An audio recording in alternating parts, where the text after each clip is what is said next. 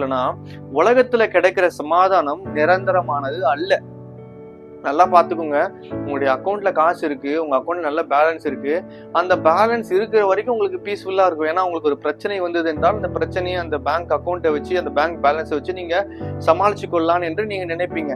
ஆனா அந்த பேலன்ஸ் அப்படியே படிப்படியாய் குறைய குறைய குறைய உங்களுடைய சமாதானமும் குறைக்கப்படும். நல்லா நீங்க ட்ரை பண்ணி உங்களுடைய வாழ்க்கையில் நீங்க அனுபவிச்சிருப்பீங்க பிரியமானவர்களே.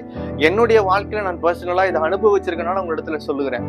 அப்போ என்னோட பேங்க் பேலன்ஸ் கம்மியாக கம்மியாக என்னுடைய சமாதானமும் கம்மியாகும். ஏன்னா இந்த காசு கம்மியாயிடுச்சுன்னா அடுத்து நான் என்ன பண்ண போகிறேன்னு சொல்லி என்னோட ஆட்டோமேட்டிக்கா என்னோட மைண்ட் என்ன பண்ணி யோசிக்க ஆரம்பிச்சிடும்.